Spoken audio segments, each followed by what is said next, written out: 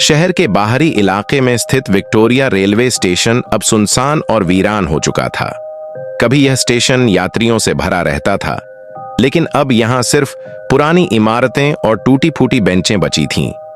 रात के समय यह जगह और भी डरावनी लगती थी, खासकर रात 12 बजे के बाद।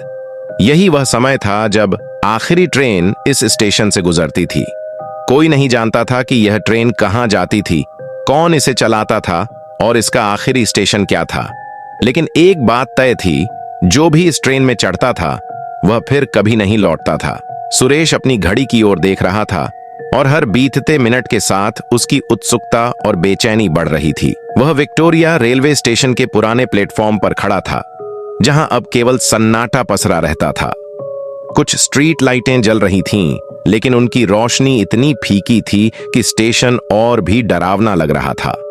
उसने चारों ओर देखा, कोई यात्री नहीं था, कोई ट्रेन नहीं थी।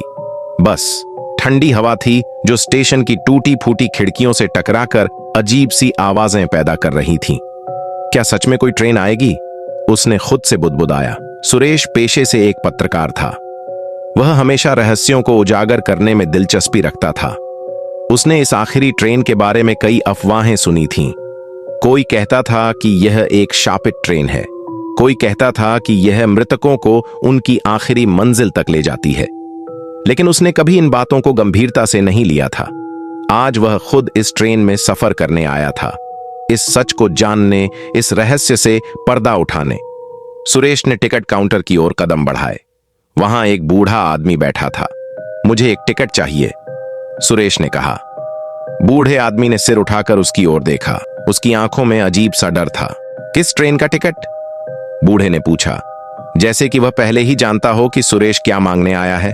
आखिरी ट्रेन का, सुरेश ने जवाब दिया। बूढ़ा आदमी कुछ पल चुप रहा, फिर धीरे से बोला, बेटा, इस ट्रेन में चढ़ने वाले कभी लौटकर नहीं आते। क्या तुम सच में जाना चाहते हो?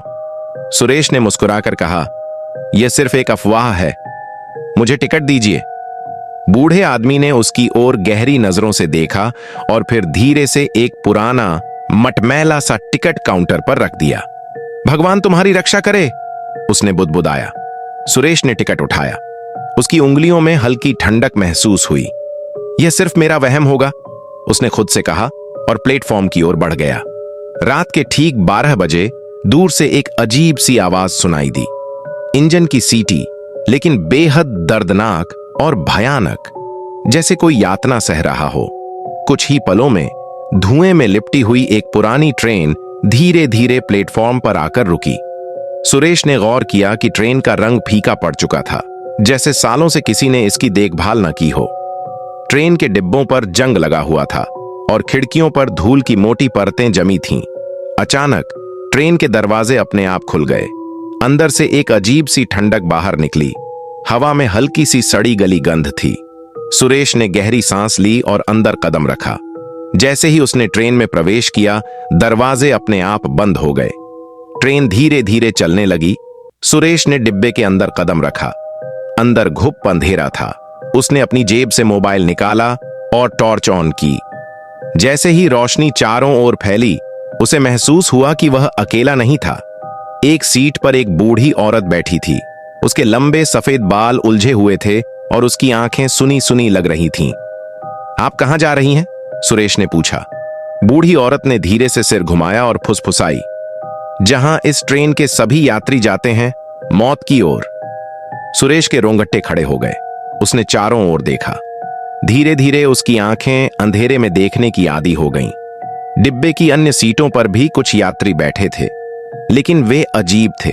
उनमें से कुछ के चेहरे धुंधले थे, कुछ के शरीर अधूरे लग रहे थे, जैसे वे इंसान नहीं बल्कि धुंधली परछाइयां हों।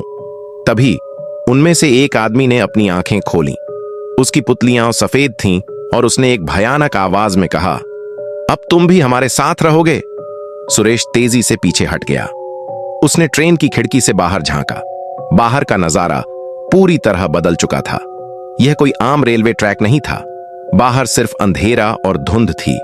चारों ओर अजीब आकृतियां हिल रही थीं, जैसे भटकती आत्माएं। अब सुरेश को समझ आ गया कि यह कोई साधारण ट्रेन नहीं थी, यह मृत आत्माओं की ट्रेन है। उसने खुद से कहा। ट्रेन की दीवारों पर अजीबोगरीब छायाएं बनने लगीं। किसी के रोने की आवाज, किसी के हंसने की डरावनी आवाजें ट्रेन में गूंजने लगीं।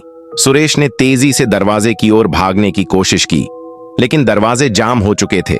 सुरेश ने घबराकर इधर उधर देखा। तभी वह बूढ़ी औरत उसके पास आई और बोली, अगर तुम यहां से जिंदा वापस जाना चाहते हो तो तुम्हें एक शर्त पूरी करनी होगी। क्या शर्त? सुरेश ने कांपते हुए पूछा। बूढ़ी औरत ने उसकी ओर गहरी नजरों से देखा और धीरे से कहा, इस ट्रेन में कोई भी जीवित व्यक्ति नहीं रहता। या तो तुम किसी की जगह लोगे या फिर तुम्हें हमेशा के लिए यहीं रहना होगा। सुरेश का दिल तेजी से धड़क रहा था। बूढ़ी औरत की बातों ने उसकी रीढ़ में सिहरन दौड़ा दी थी। किसी की जगह लो या हमेशा के लिए यहीं रहो।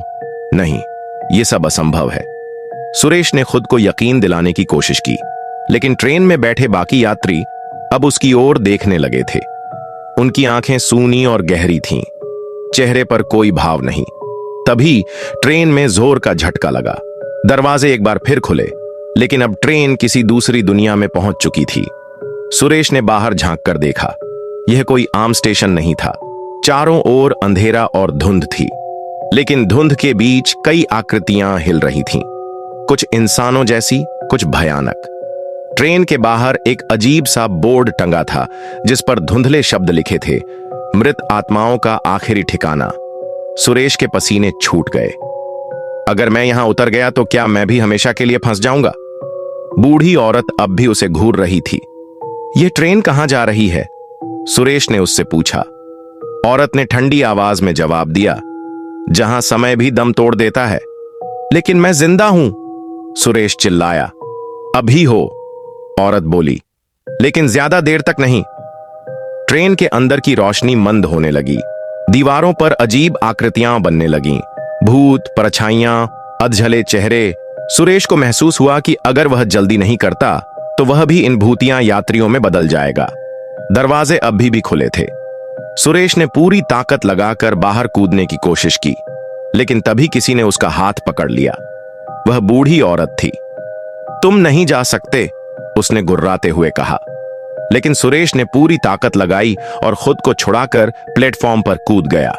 जैसे ही वह गिरा, ट्रेन जोरदार आवाज के साथ गायब हो गई। सुरेश ने अपने चारों ओर देखा। अब वह विक्टोरिया रेलवे स्टेशन पर था। घड़ी में 12 बज रहे थे। क्या यह सपना था? उसने खुद से पूछा। लेकिन तभी उसने टिकट काउंटर की ओर देखा। बूढ़ा टिकट मास्टर उसकी ओर देख रहा था। उसने धीरे से कहा, अब तुम जान गए क्यों लोग इस ट्रेन से वापस नहीं आते? सुरेश की रीढ़ में सिहरन दौड़ गई। उसने प्लेटफॉर्म की ओर देखा और वहां उसे अपनी खुद की परछाई नहीं दिख रही थी। अब सवाल उठता है, क्या सुरेश सच में वापस आ पाया या वह भी इस ट्रेन का हिस्सा बन चुका था? यह रहस्य हमेशा अनसुलझा ही रहेगा।